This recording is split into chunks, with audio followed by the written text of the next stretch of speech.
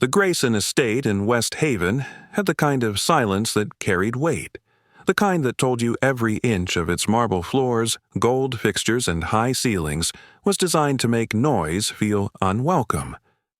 On most days, Maya Williams moved through it without leaving a trace.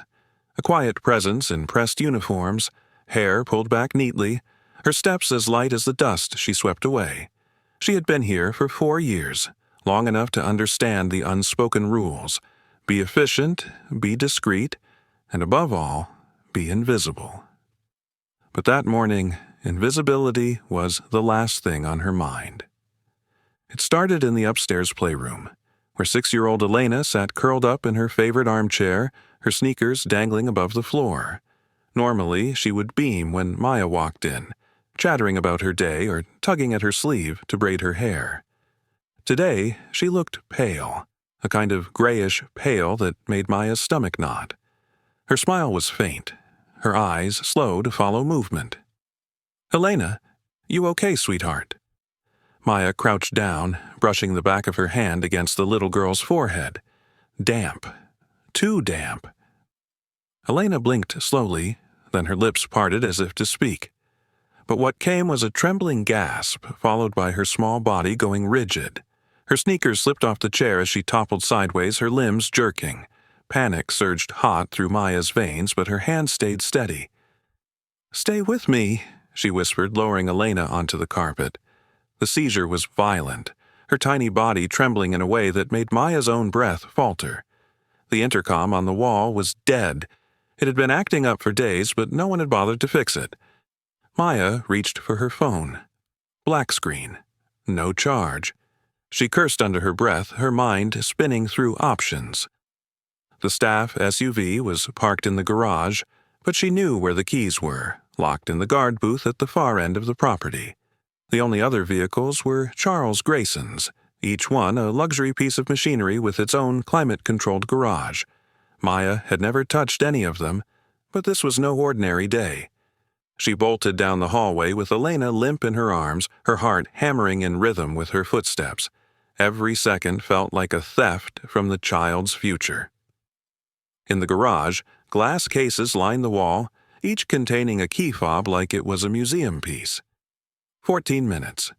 That's what 911 had told her when she called from the landline in the foyer. 14 minutes until the ambulance arrived. She smashed the nearest glass case with her elbow, ignoring the sting as shards nicked her skin. Her fingers closed around a sleek black fob embossed with a prancing horse. "Don't you dare leave me," she murmured to Elena as she strapped her into the butter-soft leather passenger seat of the Ferrari. The girl's head lolled, her lips tinged with blue. Maya slid into the driver's seat, the low growl of the engine vibrating up her spine as she pressed the start button. The garage door rose, flooding the space with blinding daylight. She drove like every stoplight was an enemy. West Haven's leafy streets blurred past in streaks of green and asphalt. She blew through the first red light with the hazard lights flashing, her left hand steady on the wheel while her right cradled Elena's head to keep it from jolting. Somewhere behind her, sirens began to wail. She didn't care. Squad cars could follow all they wanted. She wasn't stopping until she reached that hospital. The car scraped over a dip in the road, the sound of carbon fiber protesting, but Maya kept going, muttering prayers between breaths. Her eyes darted between the traffic ahead and Elena's still face. 7 minutes in, she spotted the hospital sign, white letters against a blue background. She pushed harder on the gas. She hit the ER ramp in just under 9 minutes, the Ferrari's tires squealing as she braked hard. The moment the car stopped, she was out, unbuckling Elena and running toward the sliding doors. Nurses rushed forward, a doctor's voice cutting through the chaos with sharp commands. Maya handed Elena over, her knees trembling with relief and fear. She barely had time to register the sight of the little girl's chest rising under an oxygen mask when a firm hand landed on her shoulder. "Ma'am," a voice said, low and official, "you're under arrest for grand theft auto and reckless endangerment." Cold metal cuffs clicked around her wrists. The sound was louder than the sirens, louder than her pounding heart. Maya's eyes stayed fixed on the trauma room doors as they swung closed around Elena. She didn't even look at the officer. "Just save her," she said. And then she was led away. The fluorescent lights in the hospital corridor were harsh, throwing every expression into sharp relief. Maya stood there, wrists still bound, sweat dampening the collar of her uniform, the metallic scent of the handcuffs clinging to her skin. The trauma room doors had shut behind Elena minutes ago, leaving Maya with nothing but the pounding of her own heart and the faint beeping of machines somewhere beyond. The voice that broke the tension wasn't concerned or grateful. It was sharp, furious. "You've lost your damn mind." Charles Grayson's voice carried like a gunshot down the corridor. He came barreling toward her, jaw clenched, his designer shoes clicking against the tile. His gaze wasn't on the trauma room, it was fixed on her. "My Ferrari, Maya, you stole my car." His tone made the word "stole" sound like an act of treason. She opened her mouth to explain, but he didn't give her the chance. "Do you have any idea what you've done? Do you know the damage you caused to the panels, the cost?" His finger jabbed the air like a courtroom accusation. Maya's throat tightened, but her voice stayed steady. The ambulance was 14 minutes away. Elena didn't have 14 minutes. Charles scoffed, the sound full of disbelief. "You could have waited for professionals. You put her at risk." The doors to the trauma room swung open, and an ER doctor stepped into the hallway. He was still adjusting his mask, a smudge of blood across his sleeve, his expression calm but firm. "Your daughter's alive," he said to Charles, "because of this woman." The words hung in the air. For a moment, Charles blinked as if the language was foreign to him, and then, as if the meaning barely registered, he repeated, "She destroyed my car." Maya's reply was quiet, but it cut through the hallway like glass. "And that little girl is the only one of her kind in the world." If it had been a courtroom, that might have been the moment the jury leaned forward. But instead, the officer beside her gave a light tug on the cuffs, and Maya was escorted toward the exit. Phones were out now. She could feel them capturing every angle. The cuffs on her wrist, Charles's furious gestures, her calm defiance. By the time she was processed into the holding room, the footage was already on social media. The holding room smelled of stale coffee and paper, the kind of air that had seen more confessions than sunlight. Maya sat at a metal table, wrists free now but red from the cuffs. She replayed every turn of the drive in her head like she was watching dashcam footage, each decision a necessary risk. Detective Sarah Coleman entered, a woman in her late 50s with her hair pulled into a no-nonsense bun, eyes sharp but not unkind. She dropped a thin folder onto the table and sat across from Maya. "You work for Charles Grayson?" she asked. Maya nodded. "For years, housekeeping. I also look after his daughter." Coleman flipped open the folder. "Report says you took his Ferrari without permission, ran multiple red lights, led to a police chase." "All true," Maya said. "But I didn't do it to flee. I did it to get Elena to the hospital." "Why not wait for paramedics?" Coleman asked, her tone flat but probing. "Because they were 14 minutes away and her lips were turning blue." The detective studied her for a long moment. "Technically, that's grand theft auto and reckless endangerment." She let the words sit before adding, "Doctor says if you'd been 2 minutes later, she might not have made it." Silence, heavy and deliberate.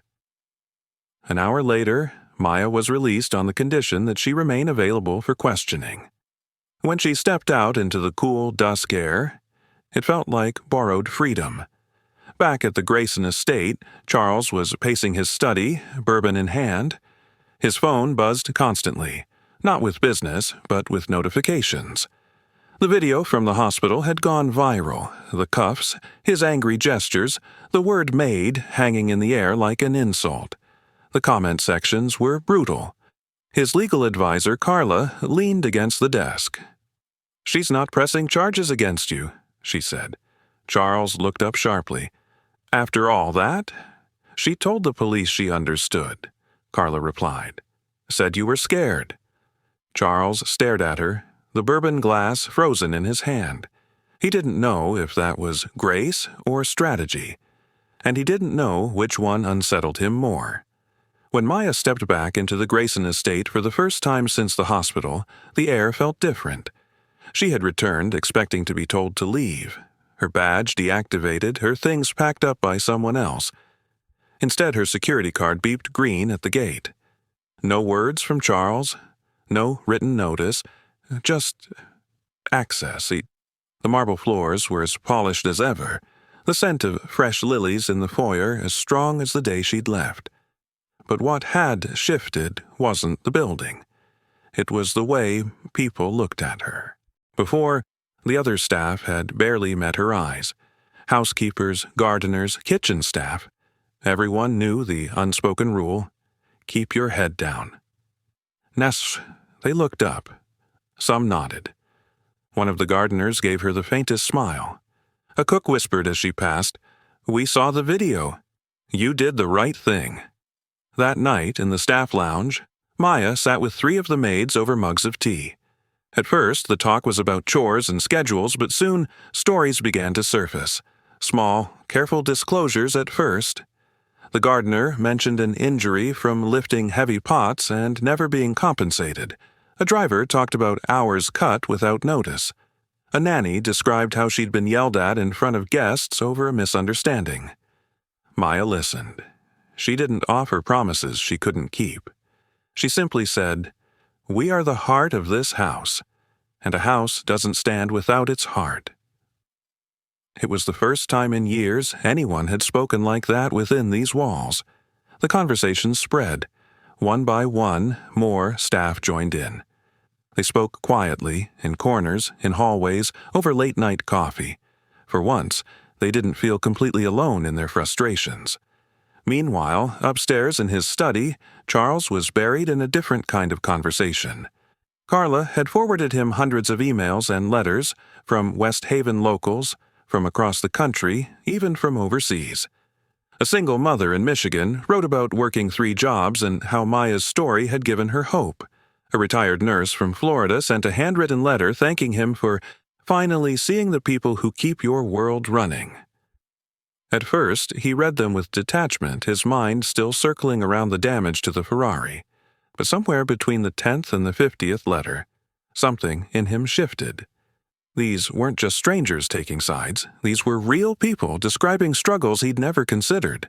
On the 3rd night, Charles poured himself a drink and sat staring at the chestnut trees outside. His late wife Rachel had always said the staff were part of the family. He'd nodded then, distracted, never thinking about what that truly meant. The next morning, he called Maya into his study. She stepped inside cautiously, unsure whether this was about to be a dismissal or a reprimand. "I've been reading," he began, gesturing to a stack of letters on his desk, "and thinking." He paused. "I want to start something, a fund to support domestic workers, their rights, their safety. I want to name it after Rachel." Maya's brow lifted slightly. "Why are you telling me this?" "Because I want you to run it," he said, "across all my properties. You'd have resources, staff, the authority to make changes." She studied him for a long moment, weighing his words. "I'm not coming back for the paycheck, Charles. If I stay, it's for Elena, and for the people who work here. That means no more silence when something's wrong." He met her gaze, fair. For the first time since the hospital, they shared something like understanding. Word of the new foundation spread quickly through the estate. The staff reacted with cautious optimism. Too many promises had been made and forgotten over the years. But when Maya called the first meeting, every seat in the lounge was filled. She didn't give speeches or talk about heroism. She talked about dignity, fairness, and protection. She talked about making sure no one here ever had to choose between doing their job and doing what was right. And in the back of the room, Charles stood silently, arms crossed, listening. Not as an employer, but as someone who was finally learning. The launch of the Rachel Grayson Foundation didn't look anything like the galas Charles was used to. There were no string quartets, no champagne towers, no photographers angling for the perfect shot. The courtyard of the estate was set with simple folding chairs, a few rows of fresh flowers along the path, and a wide blue ribbon strung between two posts. The guests weren't CEOs or socialites. They were gardeners in clean shirts, housekeepers with polished shoes, cooks who'd left their aprons in the kitchen for the day. A few neighbors came, some from the community center in West Haven, and at the very front stood Elena, cheeks rosy, hair tied back with a ribbon, holding a pair of small scissors in her hand. Maya stood beside her, her hand gently resting on the little girl's shoulder. When it was time, Elena cut the ribbon in one quick snip, grinning as the ends fluttered to the ground. The crowd clapped, not loudly but with the kind of sincerity that carried weight. When the applause faded, Maya stepped forward. She didn't carry notes or a prepared speech. "I didn't save a child to be a hero," she began, her voice steady. "I did it because I loved her. And if loving someone makes you disobedient, then maybe obedience was never the point." The words settled over the group like a warm blanket. Some smiled, others nodded. Even Charles, standing off to the side, let out a slow breath. The weeks that followed didn't bring overnight revolutions.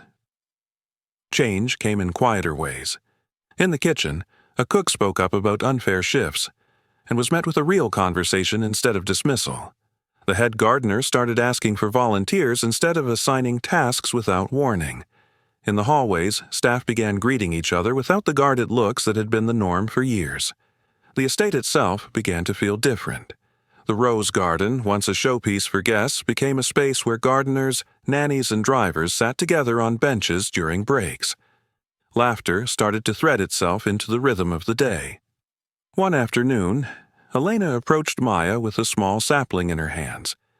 "It's a chestnut tree," she explained, her voice bright. "I want to plant it here." She pointed to a spot at the edge of the garden, near the path that led out toward the town. Maya crouched beside her, helping dig the hole. When they were done, Elena patted the soil around the roots. "If we plant more, we can make a path all the way to the community," she said. And they did. Other children joined in, each planting their own tree until a line of young saplings traced a gentle curve into the distance. Months later, a cream-colored envelope arrived in the staff lounge, addressed to Maya. Inside was a certificate from the city of West Haven, Award of Civic Courage, for acts of selflessness and commitment to the well-being of others. When she accepted it, she didn't keep it for herself. She placed it on the table in the lounge for everyone to see. "This is for every unseen act," she told them, "every time you stood up for someone else." That night, under a sky washed with moonlight, Maya stepped out onto the patio with a blanket around her shoulders. The magnolia petals drifted lazily in the breeze, their scent mixing with the faint tang of fresh soil from the newly planted chestnuts. Through an upstairs window, she could see Elena asleep, her breathing slow and peaceful. Maya held on to that stillness, knowing it was the rarest currency in a world that rarely paused. Justice, she thought, didn't always roar. Sometimes it was a seed in the ground, tended quietly until it grew strong enough for everyone to see. And as the wind moved through the garden, stirring the leaves of the young trees, she finally allowed herself to close her eyes and rest.